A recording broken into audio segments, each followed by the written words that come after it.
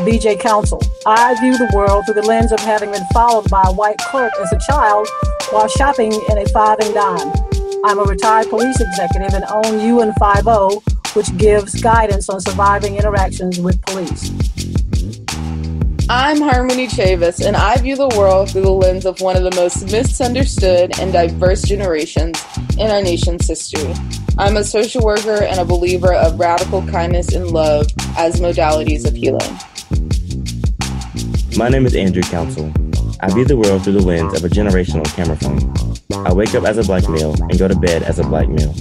I am surviving this never-ending court case we commonly call life in the best way I know how.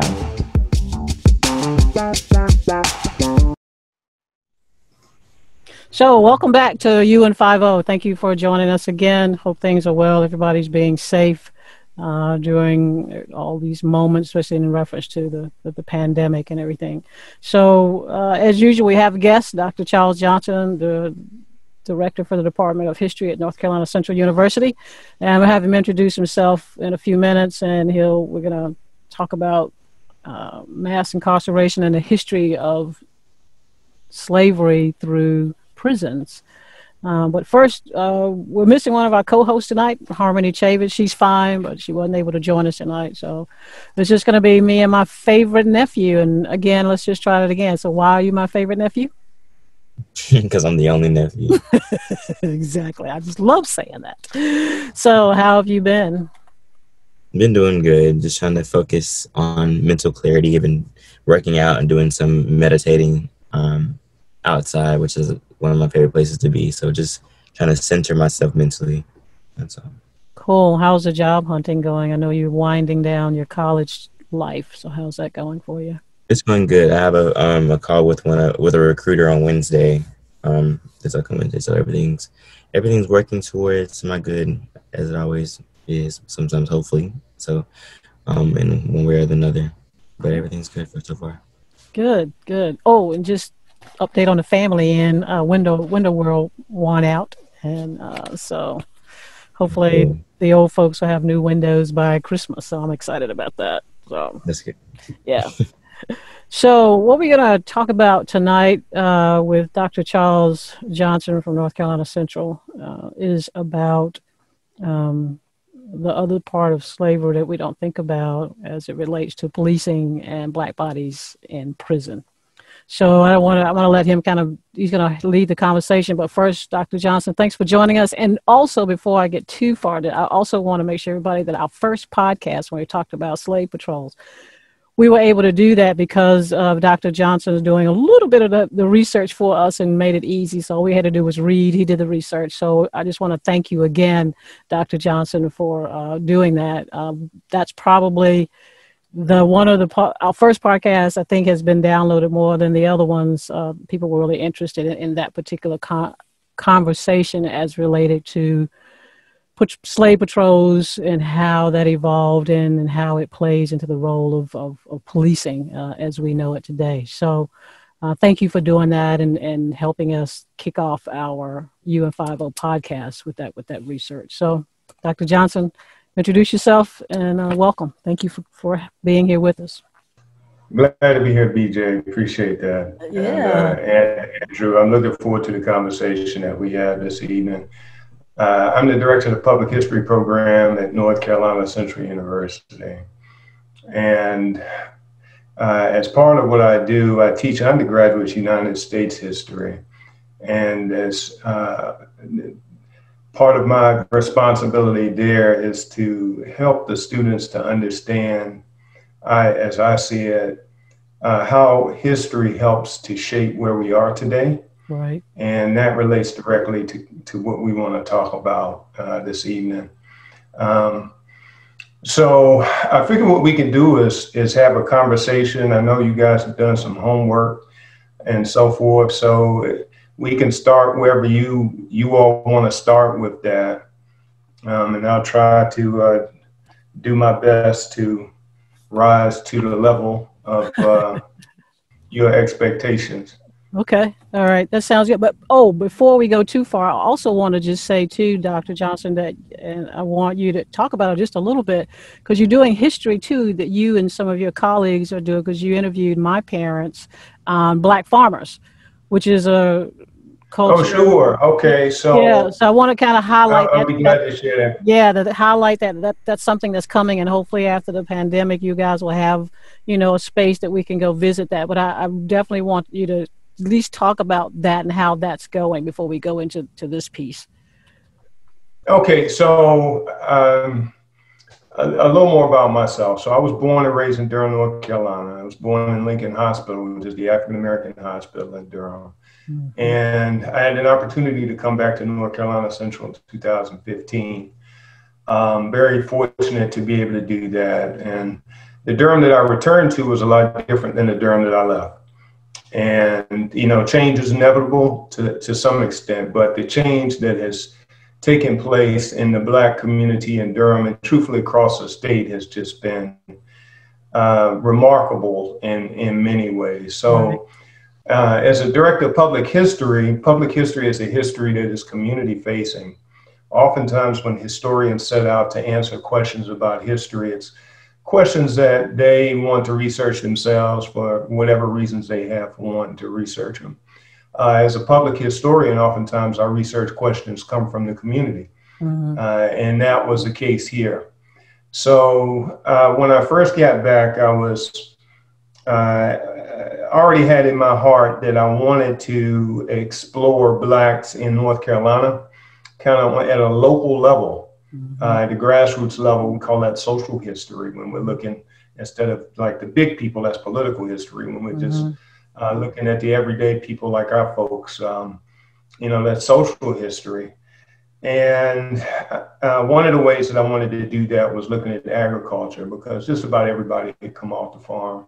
And looking at African Americans in agriculture, because so much of agricultural business today is controlled by major corporations. That's for whites and Blacks, truthfully. Yes. But that component of the African American contribution is something that we didn't want to lose. And there had been some work that had already been done on that.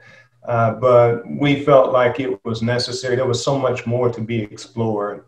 And having been contacted by a number of people, we just jumped into that. And I worked with Arwen Smallwood, who's the chair of the Department of History at North Carolina A&T State University up in Greensboro, and Earl Imes, who is the African American curator for the North Carolina Museum of History on that. And my role in that was to go out and get interviews from some of our elders who had worked the land and that kind of thing. And that's how your folks got on that, on my radar. Thanks to you. Very grateful for that. Very lovely parents.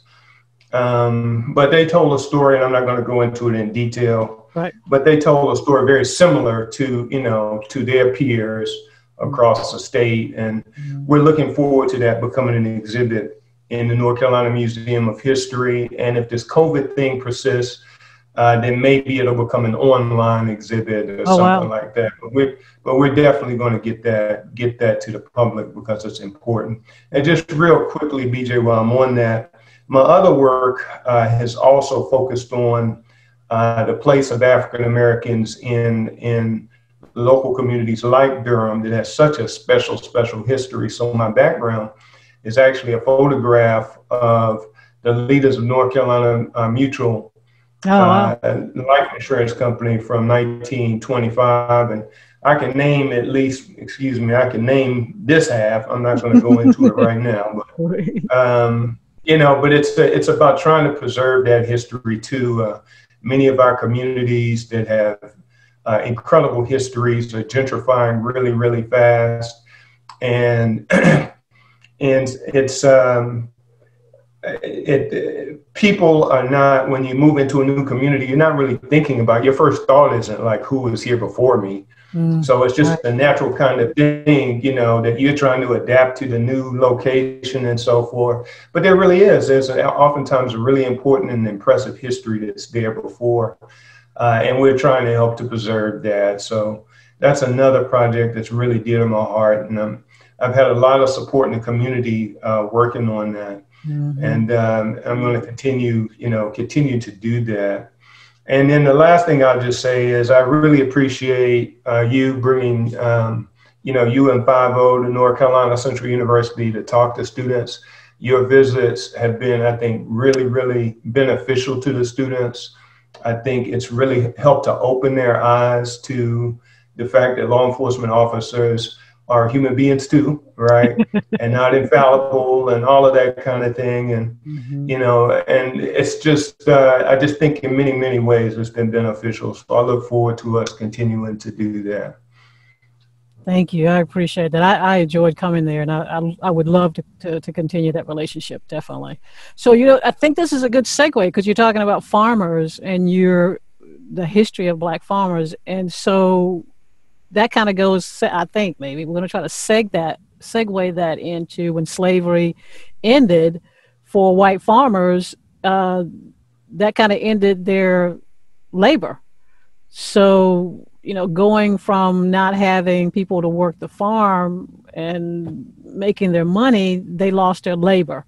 And so in comes this thing of, I believe what I'm reading is black codes, making up laws that they don't apply to white folks, and then they get them into the system. So can you kind of take us from when slavery let's talk a little bit about, I apologize, I'll be glad to. Let's talk a little bit, just a little bit about slavery, right? Okay. And what precedes it, so that to contextualize things, okay. Right?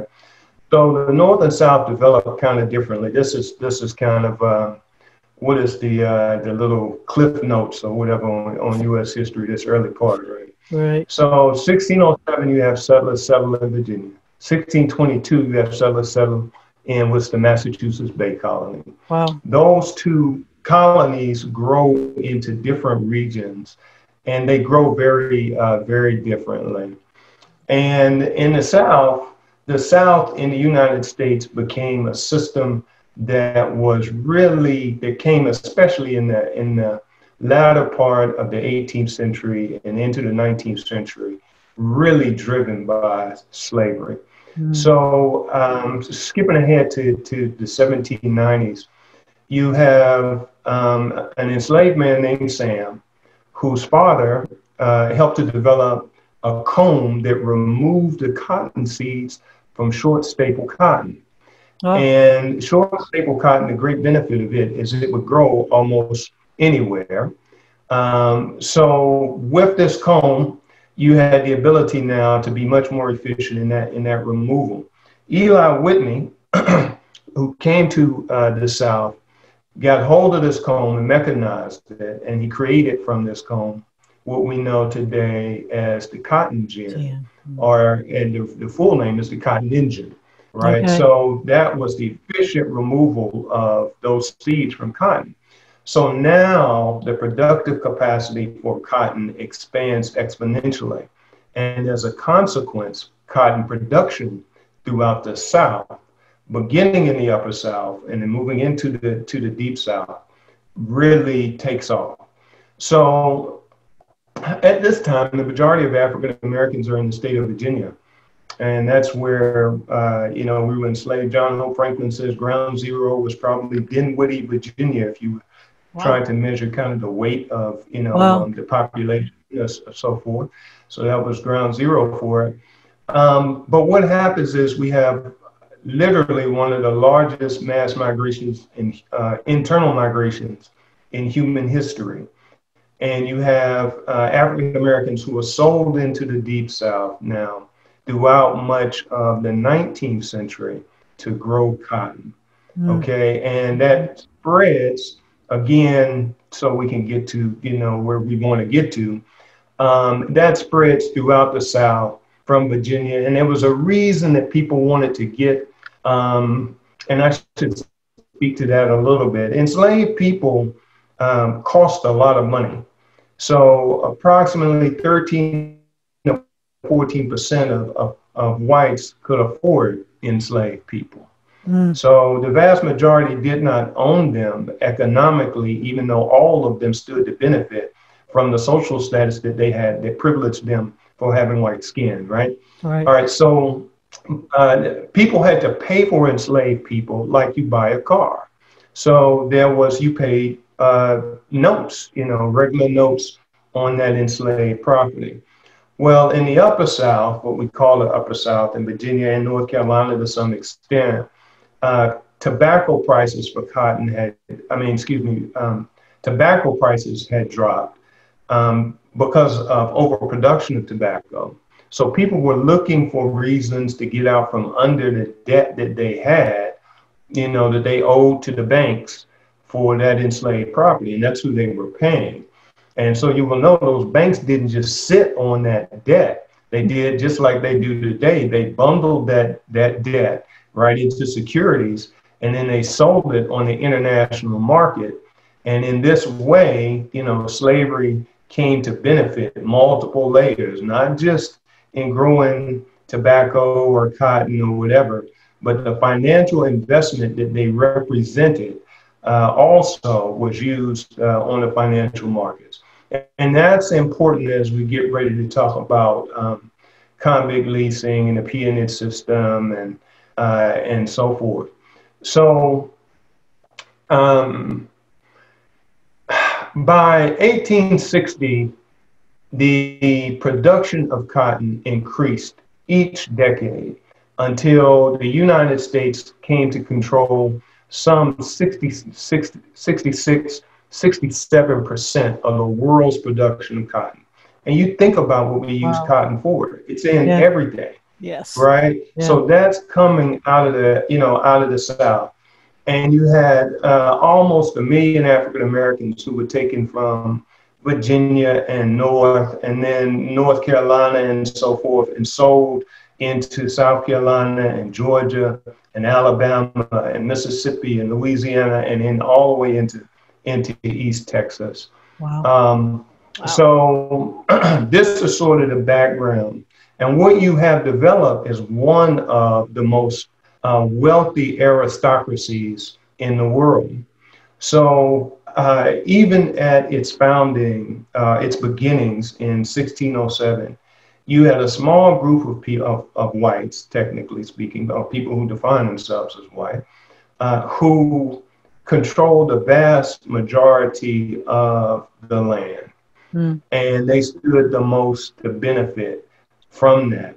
And that same system remained, for the most part, in place down to the period of the Civil War, such that by the time we enter into the Civil War, now you have some 4 million enslaved people who represented, literally as a single instrument, the most valuable commodity, if you will, to the Southern economy.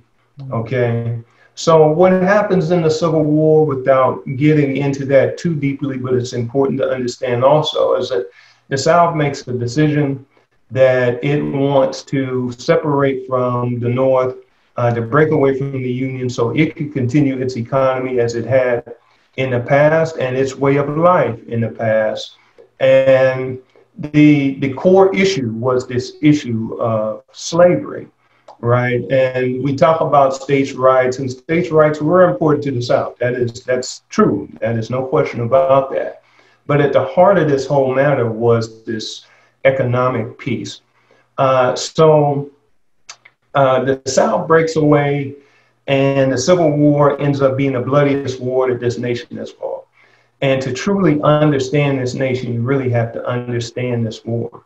And the Confederates, the men that made up the different units of the Confederate Army, fought with tremendous pride, but they fought a war that was taking place in their own hometowns, on their own fields, that was against an opponent who had mass production so far beyond anything that they had, and who had a much larger population. But for the tenacity of many of its generals, that war probably would have ended before. But I think it's important to understand that there was a deep sense of pride that they fought with. And in the end, they lost. And if I was teaching this course, I would talk about Sherman going through the South and how he punished the South when he went through. I mean, he, everywhere he went through Georgia, most folks know about him, burning from Atlanta to Georgia, his generals doing that. But he turned into South Carolina, and what he had done in Georgia, he redoubled in South Carolina. Then he came up through North Carolina, and not to the same extent as Georgia and South Carolina, but they let the North Carolinians have it also. Well, the Southerners felt some kind of way, as you can imagine, about that. So at the end of the Civil War, at Emancipation, 1865, we're not going to deal with the 1863, the Emancipation Proclamation here, but 1865 now, at the end of the Civil War, and African Americans are truly, for the first time, potentially free. You have a white South that lays in absolute ruin. It's there's probably not a cotton gin that you can find that's operable. Very few. Many of the farms had been destroyed. The cities had been destroyed. Rail lines had been pulled up. Wow. So white Southerners, especially the aristocracy, everybody's looking at their own interests in this, is trying to figure out how do we rebuild the South, and at the same time, how do we rebuild the social order in the South, right? Because now, 1865, your former property, and it must be understood that that's what African Americans were, right? Think about this. There was a dollar value placed on a human life, right? And for most of us, you can't even consciously think of that. You're trained as a law enforcement officer to give up your life to save a life. It's not, there's no dollar, you doing some equation in your head about that. But when you put that dollar value on a person's life, you reduce the value of that life in many ways. Right. And because they were considered chattel, meaning traded with livestock and tools and so forth, and treated as beasts of burden, there was a real sense that the old social order had to be reestablished. Right. So you have white Southerners now who are African Americans are looking them eye to eye. And they couldn't stomach that. Many of them. That was some literally left the South and went west, to get away from that. So we entered the Reconstruction period, and it's during that period that African Americans, for the first time, really ought to even begin to taste what it would be like to truly have rights as an American citizen. And that's a very short-lived period from just the post-emancipation to about 1877. But even before that ends, whites begin to elaborate, as you mentioned, laws, literally, to circumscribe Black life. And what they found that they could do in the South is that they could recreate the institution of slavery using the penal system. So if you look at the 13th Amendment, it has that simple statement that says that, it essentially says that it outlaws slavery, except in the case where someone has been convicted of a crime. And with that little loophole, white Southerners who had a mind to do so opened up Pandora's box. And what we get from that is a system that would spread throughout the South that returned African Americans to hard labor. But as in this system, it was different, and it took a little time for them to realize the potential profitability of this system. It took time for states to realize it, and then for individuals to really realize how profitable this could be. But once they did, they really latched hold of it. So then it became a matter of creating laws, what we call pig laws, that essentially criminalize Black life as a way of creating now a pool of laborers recapturing the African American labor that had been lost as a consequence of the outcome of the Civil War. And the details of this were there were many different ways that this could happen. I mean, it is a fact that in the Deep South, any white man just about was deputized to stop an African American and ask them questions if they thought had any cause to do so, because they understood that the weight of the law would be on their side. So you had situations where people would make a false claim against an African American and say, that this person owed me money. And then they take that person before a magistrate, and that magistrate would say, well, this person says that you owe him money and you couldn't prove otherwise. So then they hit you with all sorts of fees. And what would happen is you would be taken to another party, someone now who needs your labor, and they would pay those fees, and you would be forced to sign a contract agreeing to work for a given amount of time, let's say 6 months, 10 months, a year, what have you. And then you would be put to work in any number of different ways. And most often we could not interpret those contracts. Oftentimes they did not honor those contracts. You just worked and worked and worked. So you had this hostile South now that had this way of, again, recapturing African American labor and setting them to work. I've said quite a bit without giving you a chance to ask questions or anything. So I'm gonna stop here just for a moment, just in case you or Andrew have questions about what I've said to this point. No, I mean I'm sitting here just kind of doing like a Drew he usually says. I'm just absorbing all of this because this is really good information. I mean, it's history, and I think without, and I hate getting political. I mean, people don't want us to know about this history, and where this is, and it's important that we understand that, especially help the impact that it's having now. As we start moving forward with, the system, the social, the justice system, how it does. It's not really fair to Black bodies because, and I'm sure you've heard this. The system is working the way the system was built to work. And so we got to figure out how to do that. I think, as I was reading, these things, what you were saying, and I'm looking at the stuff that's going on currently, Dr. Johnson. Looking at some of the states are still have labor that prisoners have to do labor that they're not getting paid for. And if they do, it's like 14 cents or something like that. And so it's kind of the same thing is still kind of going on in a way. It is, and it is, BJ, and we can let's talk about that some too. But I want to kind of tie off what I was saying just a moment ago, because this system of convict leasing and peonage throughout the Deep South would end up involving over 800,000 people directly. The vast majority of them were men, even though some were women, very few women. Perhaps 10% or less were women. Almost a third of them were boys under the age of 16. Wow. You have to, let's talk a little bit about some of the conditions just for the benefit of the audience so that they can understand kind of what these folks were being forced to do. So the industries at this time, you had, again, we're rebuilding the South.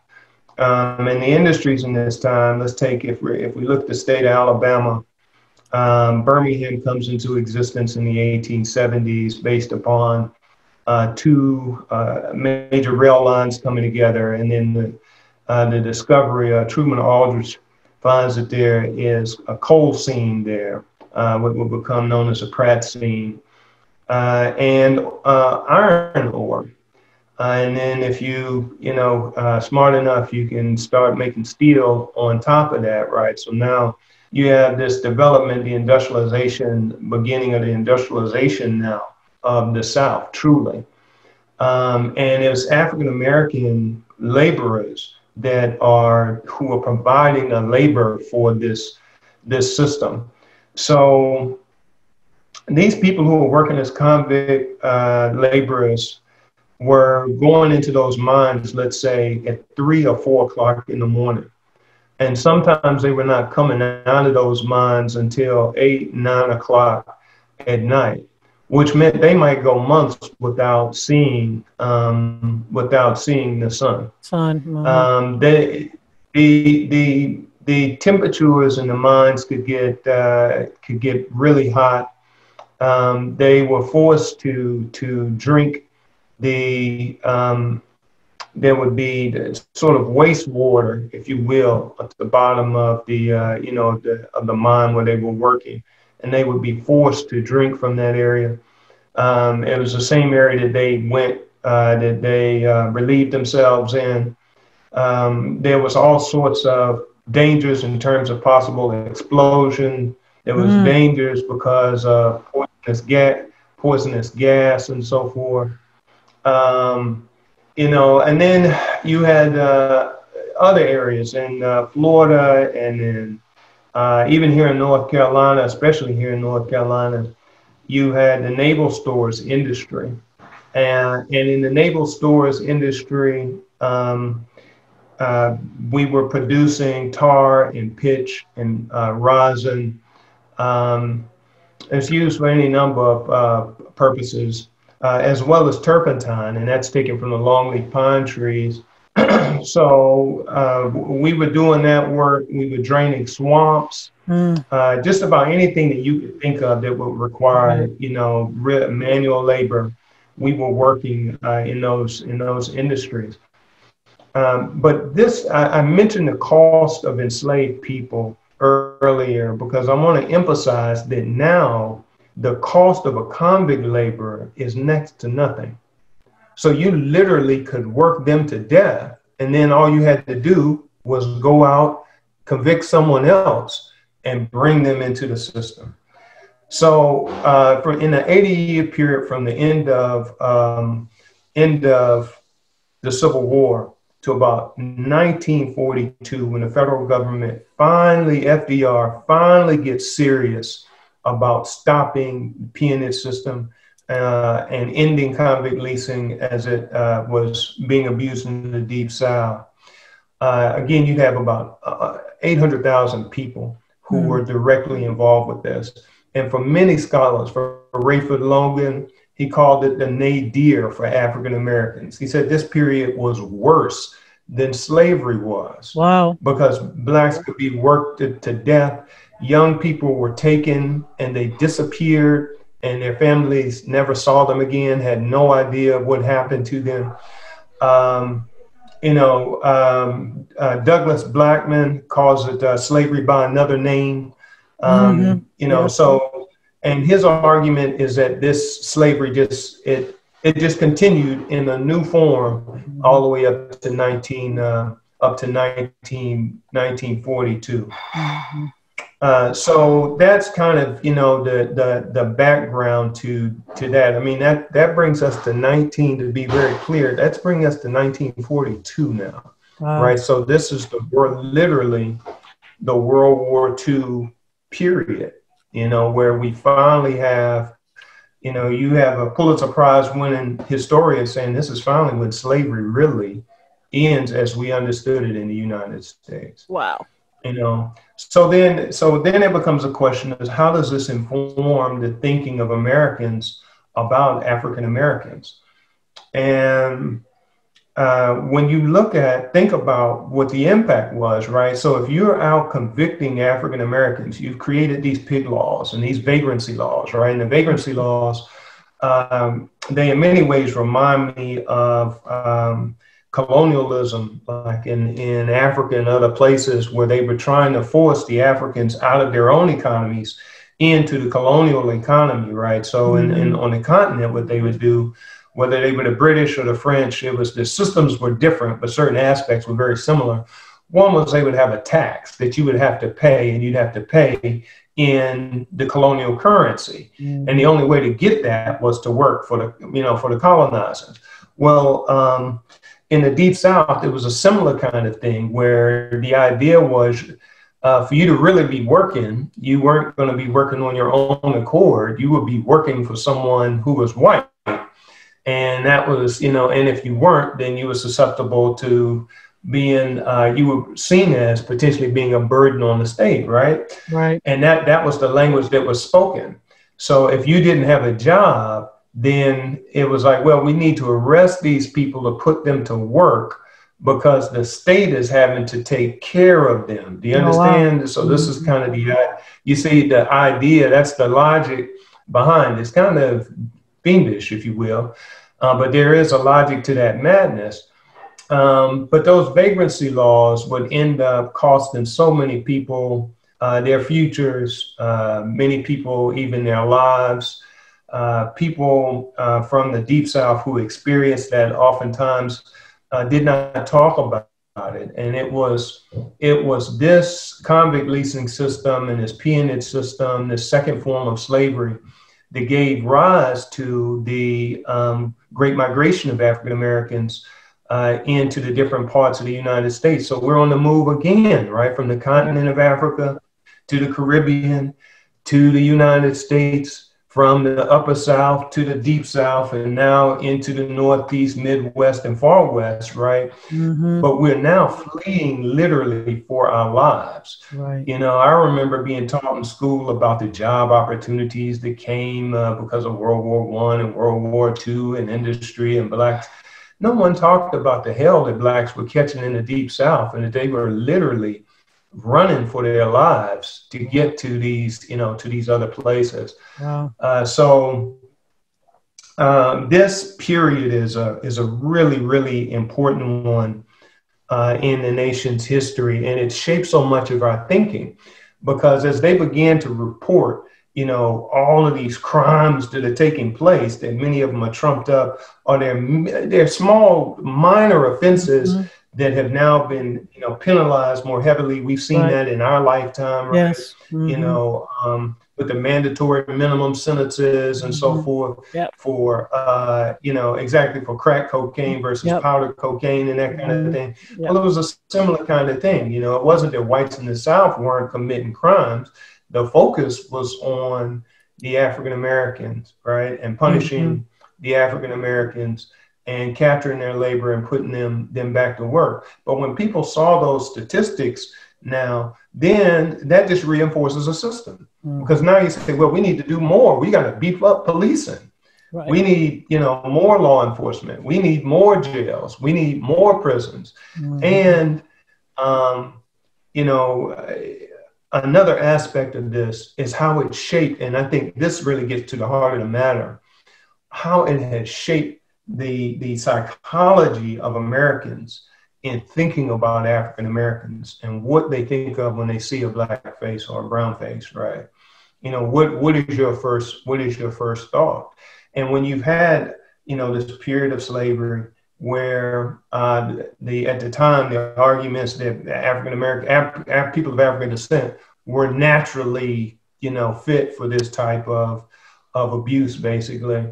And then in the period that follows, it is, well, they're naturally criminals now. And we have all these statistics that seem to show this, right? Right. It's that we're trying to overcome. And that's the real challenge. It's at the heart, to me, of the matter. Let's assume people keep their logic up here and their beliefs kind of close to heart. And that's the challenge that we have. It's why the legislation that we create doesn't have the impact that we desire, because you can't legislate against a sentiment, right? You can create laws all day, right? But people will pursue and uphold those laws in as much as they reconcile well with their beliefs. And I know there are many people every day who go out and they do the right thing, and God bless those people. But for many, there are those people who don't. And what their core beliefs are, that's what they end up going and doing. I'll give you an example of that. In the 14th Amendment, so to try to protect African Americans, if we go back to that Reconstruction period, you have the Civil Rights legislation of 1866, which literally gave African Americans almost all of the rights that we would take 100 years, and as Lerone Bennett would say, and oceans of blood to get back to in the mid-1960s with civil rights legislation in that period. But you had the 13th Amendment, which we've talked about. Then you had the 14th Amendment, which gave African Americans citizenship, right? And it essentially said that you can't abridge it, that African Americans had the full protection and the full weight of the Constitution behind them. But the authorities didn't use the 14th Amendment to protect African Americans. Instead, if you go and look at how it was used, you'll find that it was used to protect corporations. Mm. So that's what I mean. It should have been used to protect the rights of African Americans, but it was not. Okay. So, and we see that again and again, and there's so many examples that we can point to that kind of speak to that issue of this is what the law says and what we ought to be doing, but because people's beliefs and their heart is not in the right place, and it's not aligned with African Americans fully as humans as everybody else, then we have problems. The system breaks down, and that's what we see quite a bit today. And it's sadly been. It leaves us in really many tragic circumstances, So in this issue of policing is one that is not new. I'm sure that you have probably talked about it on your show in the past. But if you go back and look at almost every major protest organization in the 20th century, from the Black Panthers, if we start even before them, during the civil rights movement, the early civil rights movement, one of the main concerns was protecting African American women from the sexual predations of white men in the South. And I could speak to that. Isabella Wilkerson does, I think, an excellent job of talking about that in The Warmth of Other Suns, and she talks about the Great Migration.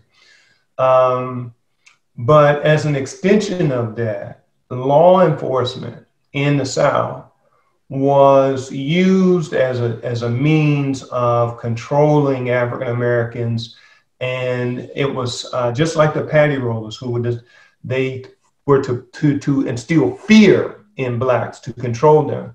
Law enforcement began to take on this role, in the South, and as a consequence of this, many of the people that it appears who were drawn to law enforcement came in already with an understanding of what its heritage had been, the role that it had played in relationship to African Americans.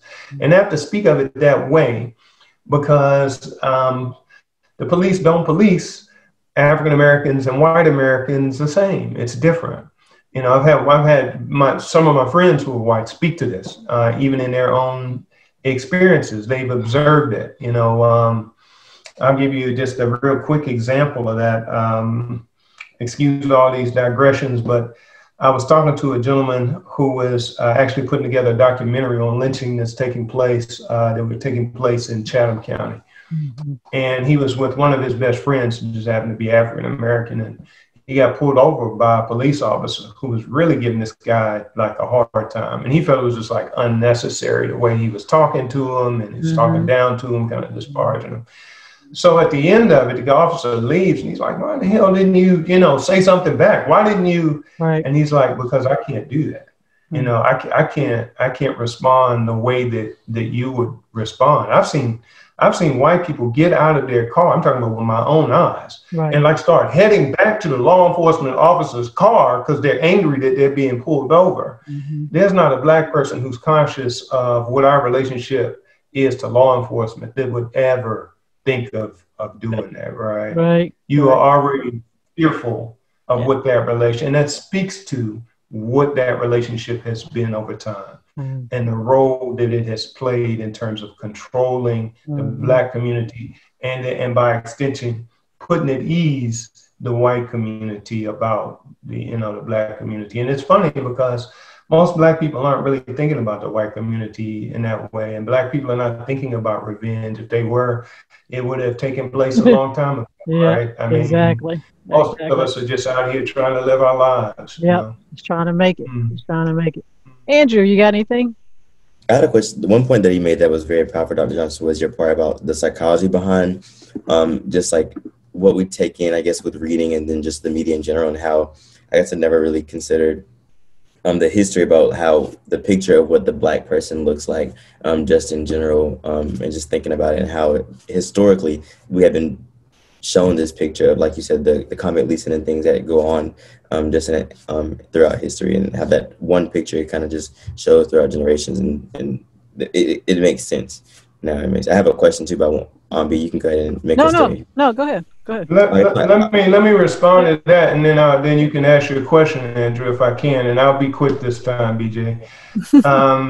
That's very important, Andrew. There are Black psychologists that I ask you to read, and psychiatrists also, who look at the impact of white supremacy on our thinking about ourselves and the wider community's thinking about African Americans and who we are, right?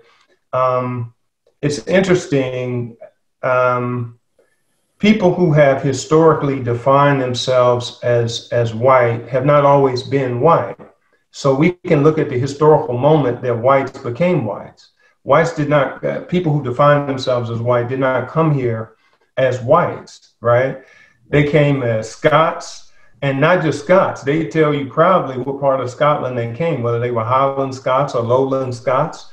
You know, they are Campbells, or they were Johnstons, or they were McDougalls, or whatever they were. And the same with the English. And if you had asked them what they were, that's exactly how they would respond. And coincidentally, Africans did not come to the Americas initially either. It took time to create the idea of an African. And it wasn't that people could not see difference, but they would have said, no, I'm Yoruba, right? I'm Bamileke, I'm Igbo or Ibibio or what have you, because that is where their culture was kept, right? But when we denuded those people of that culture to create the slave now, we changed both the way whites think about themselves, right? And how they think about African descended people. And since we live in an atmosphere of ideas, now people of African descent also internalize those ideas, and it shapes our thinking about ourselves, right? Yeah. So that's where it really, really becomes a problem. You see issues of self-hate, and so forth that run rampant in the African American community, right? Black lives do indeed have to matter, but they have to matter to Black people too, right? I mean, but it's important to understand why oftentimes we don't value ourselves to the extent that we should, but it's based upon the same system. But read up on Francis Cress Welsing, read up on Naim Akbar, read up on Thomas Parham, read up on Amos Wilson, those Reginald Jones, those are just some of the Black psychologists who studied this for a long time. Read up on, my own colleague, Dr. Jonathan Livingston from a proud homeboy from Charlotte, North Carolina, who can speak to this as well. BJ, you might want to consider having him. He's a very dynamic, very sharp brother. You might want to consider having him on your podcast as well to talk about that very thing. Okay. Andrew, what was your other question? Andrew, what was the other one? Go ahead.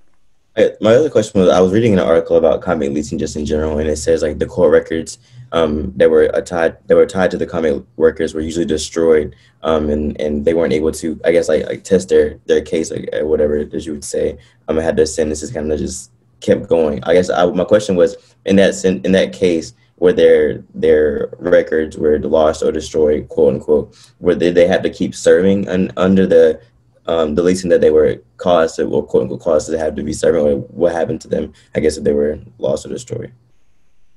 Yeah, so those people who got caught into that, that's why the system was considered worse than slavery. That's why I kind of started out by saying that an enslaved person, and they were brutalized in the Deep South during that 19th century period.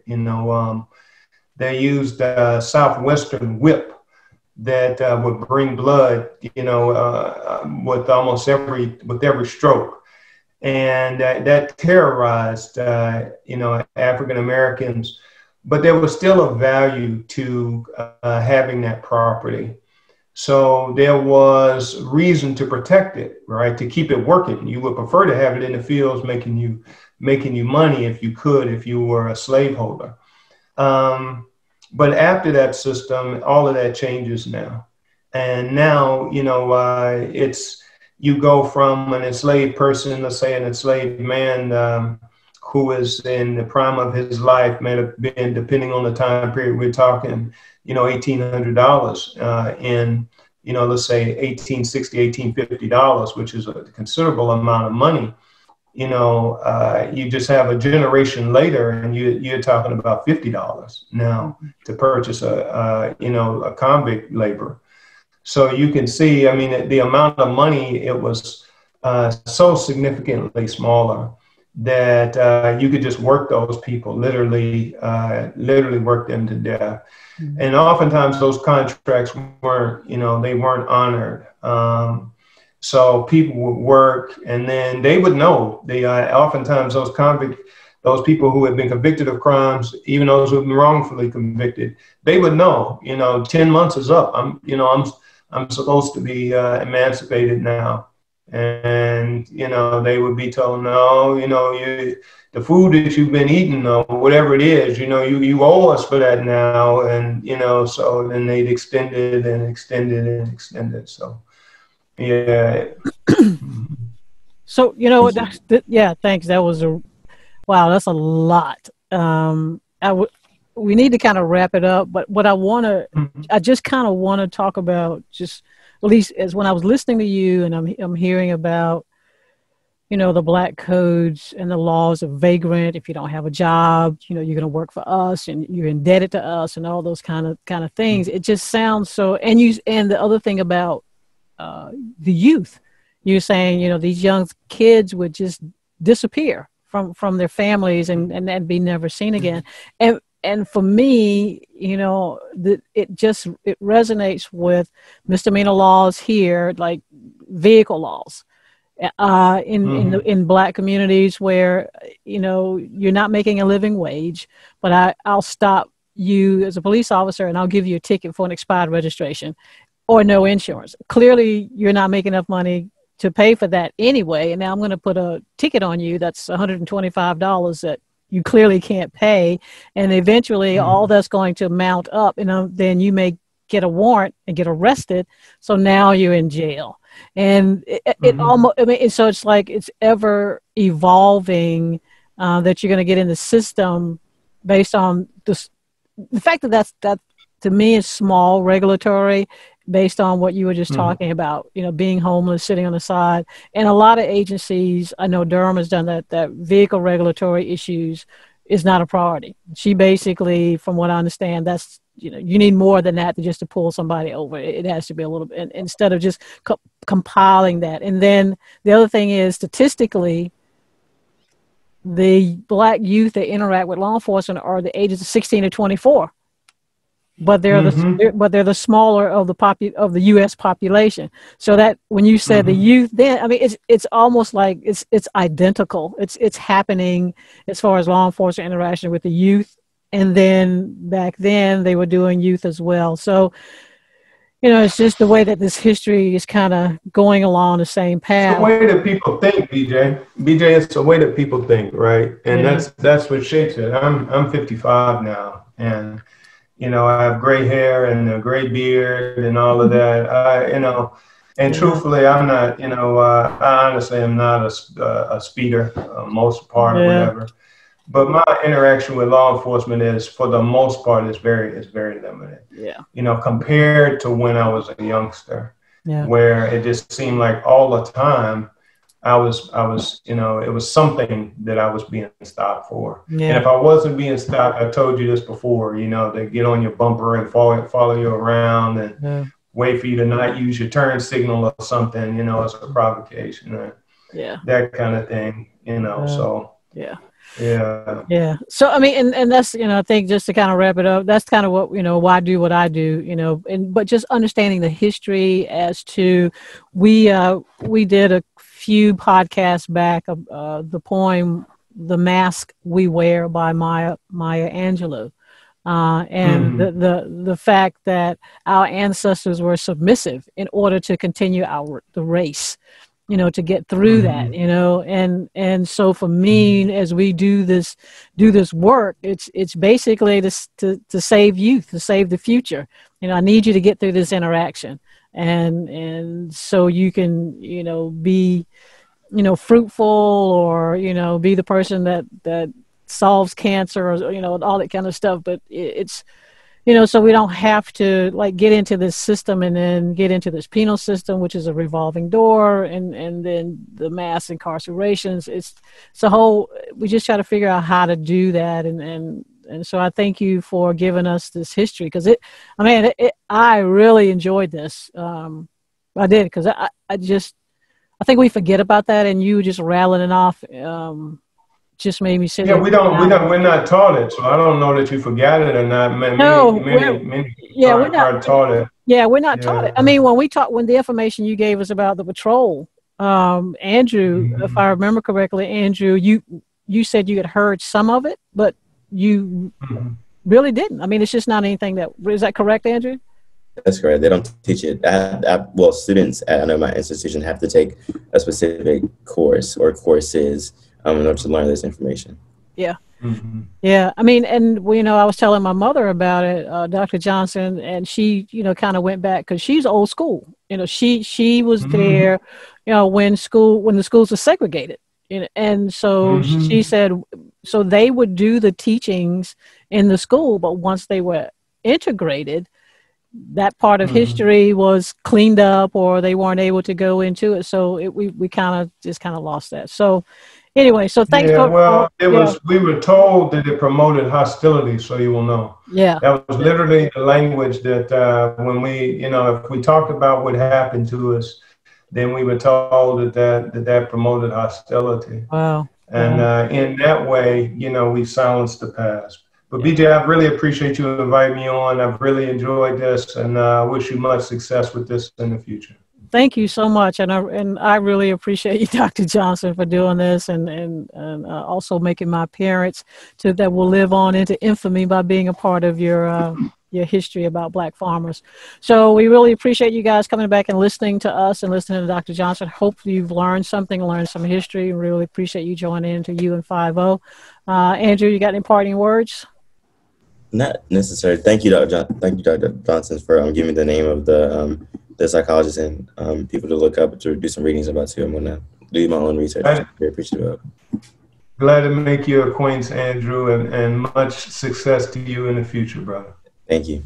All right. All right. So as always, we appreciate you listening to us, and be well and peace.